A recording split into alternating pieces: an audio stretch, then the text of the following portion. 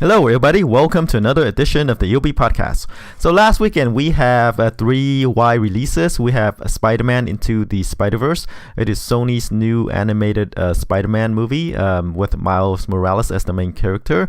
And then we have Clint Eastwood's new movie, The Mule, about an old man who, in his old age, resort to dealing drugs to get by. And then Mortal Engines, which is based on a YA book series. Let's see how those movies did at the box office. Alright, so let's get started. Coming in number one is Spider-Man Into the Spider-Verse. It pulled in $35.4 million in its opening weekend. I said the movie could probably do somewhere between 20 to 25. I'm a bit off there, mainly because I said the movie,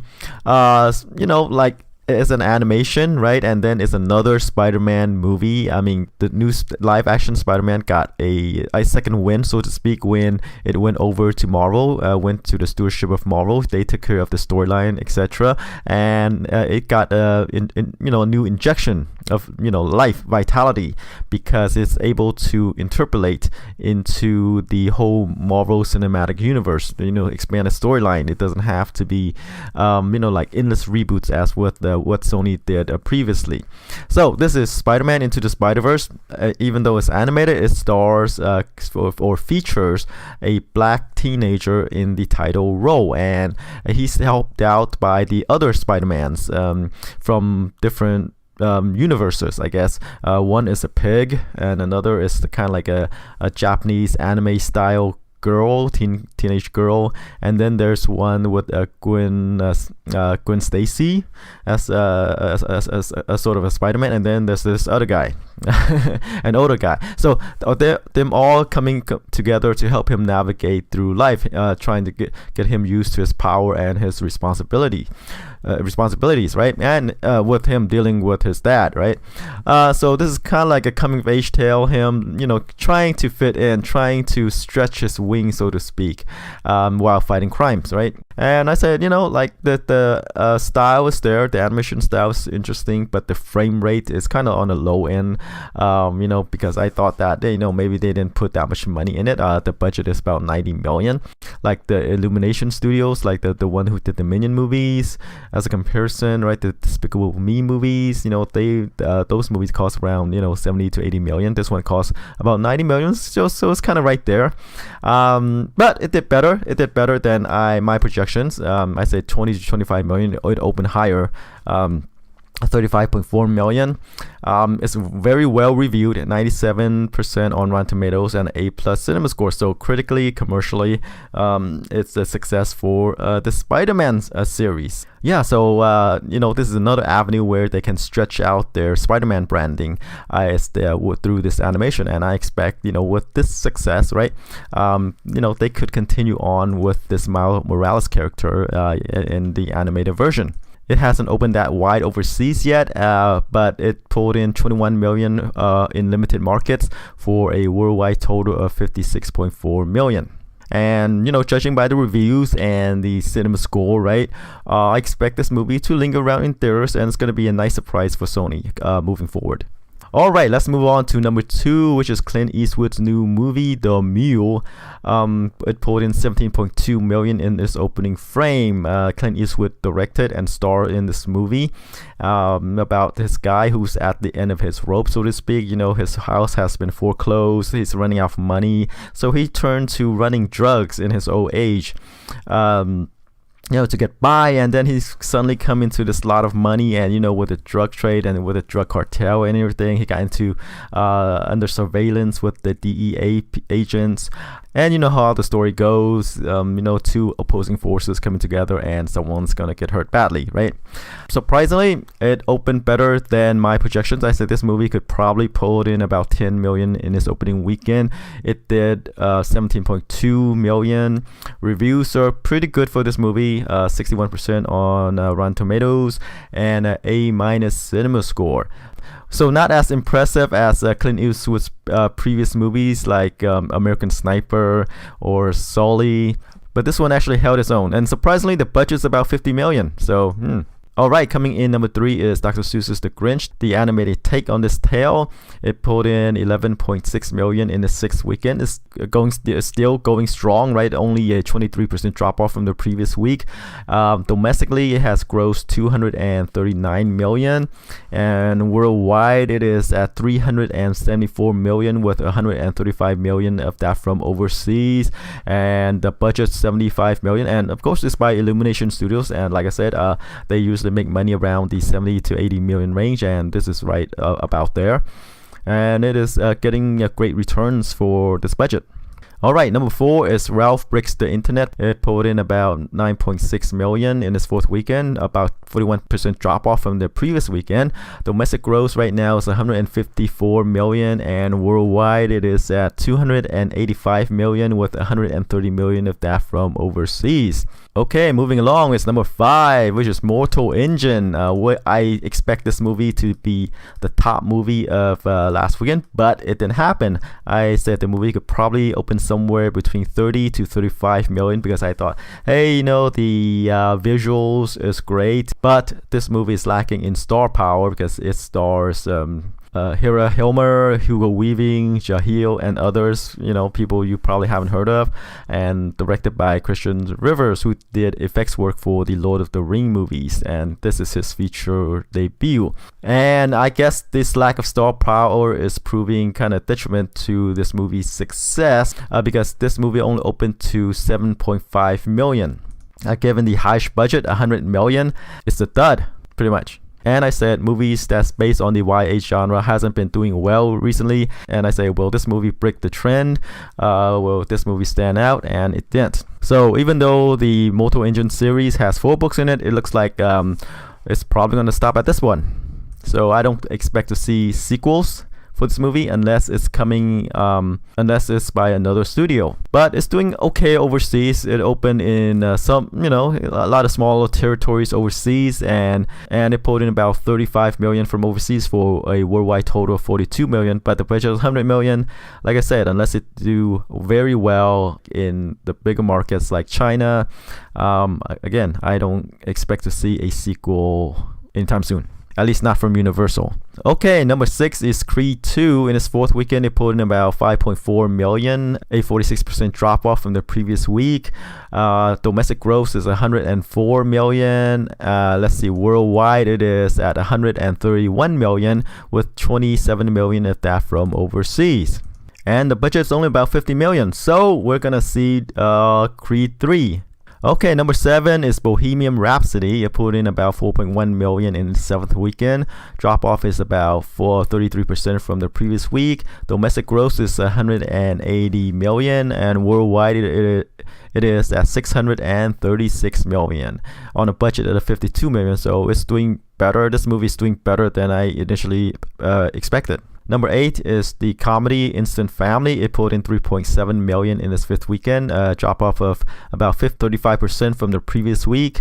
60 million domestic, and worldwide it is at 68 million, with 8 million of that from overseas. And as we expected, comedies don't travel well overseas, so the 8 million is kind of expected. I mean, even though it's on the low end, but I don't think it opened that wide overseas yet. Number 9 is Fantastic Beasts: The Crimes of Grindelwald. It pulled in about 3.7 million in its 5th weekend, drop off about 48% from the previous week. Domestic gross is 151 million, and worldwide it is at 596 million, with the bulk of that money from overseas, 444 million of that from the overseas market. Budget is 200 million, so I expect another Fantastic Beasts because it's doing very well overseas. Domestically, it's not going to cross the 234 million domestic take of the first movie. Alright, closing out the top 10 is Green Book. It pulled in about 2.8 million in its 5th weekend. Drop off about 29% from the previous weekend. Domestic gross is about 24 million, and budget is 23. But considering the movie that it is, it's doing pretty well in theaters. The budget's on a bit on the high side, but hopefully it will get an awards bump come during the award season next year. All right, so that's it for the top 10. Let's move on to the new releases this weekend. We're gonna have a lot because we're coming up on Christmas times, and studios like to dump all their movies around this time. So we're gonna have over 5 or so, right? We're gonna have the Wednesday opener, Mary Poppins Returns. We're gonna have the Aquaman movie. We're gonna have Bumblebee, the Transformers spinoff. And then we have Welcome to Marwen, which is the new Robert Zemeckis movie starring Steve Carell.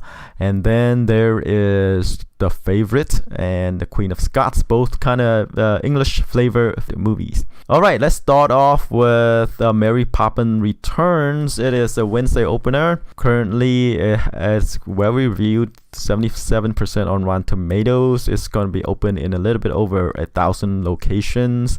Rob Marshall directs. He did the Chicago movie Memoirs of a Geisha, on Stranger Tides, which is the Pirates of the Caribbean movie, and then the horror movie Into the Woods.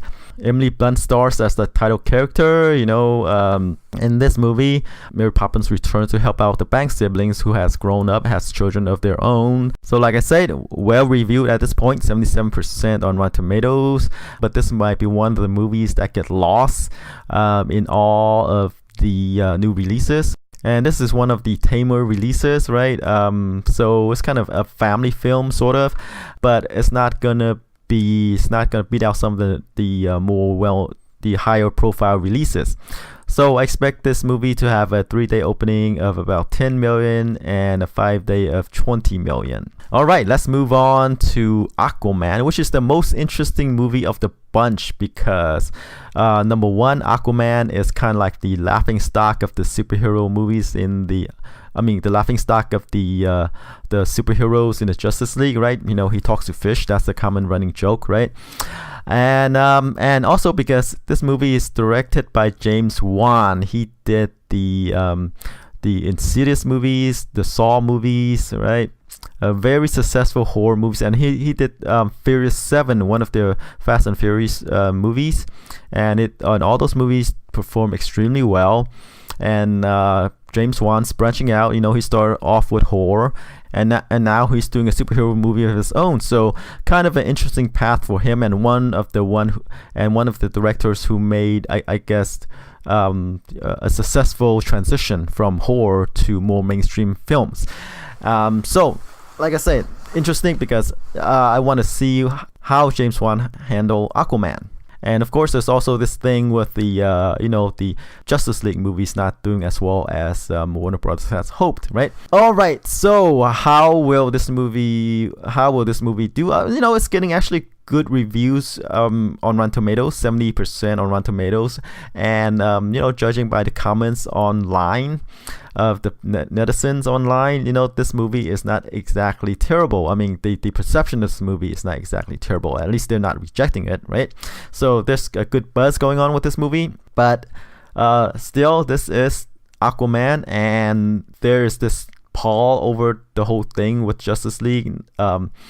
Not well regarded. And we said previously that Warner Brothers has a couple of chances to make up for their missteps with the Superman movies, with the Justice League movies, right? With the other ones, especially the Zack Snyder ones, right? But they also hit it out of the ballpark with Wonder Woman. So is Aquaman more Wonder Woman or is it more Justice League? And the lead character, Aquaman, played by Jason Momoa, I don't know. He's not that huge of a pull. I don't think he's that huge of a draw.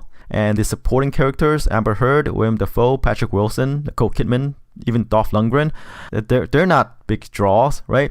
So it's based on the Aquaman series himself, right? He appeared in the other movies, Justice League in particular. So people are not unfamiliar with him, with this character, but this is his own movie right here. And again, Jason Momoa is just not a huge draw at this moment. But then again, James Wan directs, and could he, even if he made a good movie, right, will people turn out for this, because it is Aquaman. Okay, so I think this movie could probably pull open to 45 to 50 million, given the marketing power behind this movie. And that, hey, it is a superhero movie. People might be interested in, like me, the other people might be interested in what James Wan did with Aquaman. All right, let's move on to Bumblebee, which is a spin-off of the Transformers movies. This movie is directed by Travis Knight. He was in the animation department until he got his directorial debut with Kubo and the Two Strings. This movie stars Haley Steinfeld. She was in True Grit and one of the Pitch Perfect movies. John Cena is here, and the voice of Dylan O'Brien as Bumblebee. There's Justin Theroux, Angela Bassett also doing voices. But the stars of this movie really are the robots, right? Especially Bumblebee. I believe this movie takes place before the Transformers series. And speaking of the Transformers series, the movies peaked with the second movie domestically, with Revenge of the Fallen, and worldwide with Dark of the Moon, which is the third movie. And Last Night, the last of the recent Transformer movies, is the lowest performing one of the bunch, domestically and worldwide. And we're not counting the 1986 animation here. And as you know, there's this halo effect with the previous movies, right? If the previous movie, The Last Night, did well, it's going to affect this one. But, The Last Night kind of ended on a low note. So I think it's going to have a kind of a downward drag on Bumblebee. But surprisingly, this movie is very well reviewed on Rotten Tomatoes, 98%.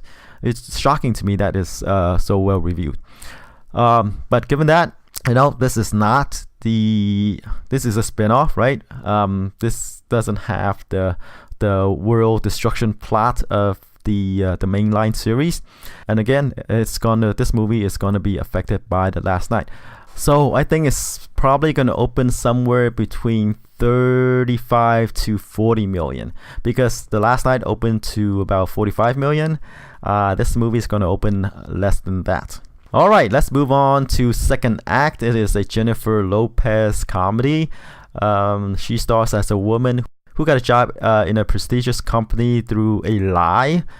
She lied about her qualifications, but she got a job. She moved on up in society, and now she's living a double life, trying not to get exposed. Vanessa Hudgens co-stars. Milo Ventimiglia is also here. Review-wise, it's at 57%, so which is kind of middling right now. It's a comedy, kind of counter-programming to the more, high-profile movies like Bumblebee and Aquaman. So I think this movie is probably going to open to about 10 million. Next up is Welcome to Marwen. It's Robert Zemeckis' new movie. Steve Carell stars. It's based on a true story about a guy who uses dolls in his photographs, and he's living in his own fantasy world where these dolls are alive and they're helping him through his real life struggles. It's a very interesting movie because of the visuals, right? The people, the dolls coming to life. But this is a smaller movie. It's not opening that wide. It's opening in less than 2,000 theaters. It's one of these movies that's going to get lost during the holidays, but it might, stay in theaters. So I think it's going to open to about 5 million for Welcome to Marwen. All right, next up is Favorite. The Favorite is a period piece. It stars Olivia Colman, Rachel Weisz, and Emma Stone. Stone stars as a woman, who fell from grace, right? And she's trying to climb up the social ladder, and she got into the circle of the Queen, the English Queen, played by Colman. It's not opening that wide, in about 700 local theaters or so, and it's a period piece. It's English flavored, so the appeal is not that high here. So I think it's probably going to open to 1 million or less. All right, finally we close out with Mary Queen of Scots. Saoirse Ronan stars as Mary Stuart, the Queen of Scotland, who has a friendship with the Queen of England, played by Margot Robbie. But both their nations eventually went to war because of personal and political strains and conflicts and what have you, right? Again, English flavored. I don't think the appeal is that high here. So and again, like The Favorite is opening in around 700 theaters or so, but I think it's more high profile than The Favorite. So I'm gonna give it an opening of maybe somewhere between 1 to 3 million for Mary Queen of Scots. Alright, so that's it for this week. Have a safe holiday, everybody, and take care. Until next time.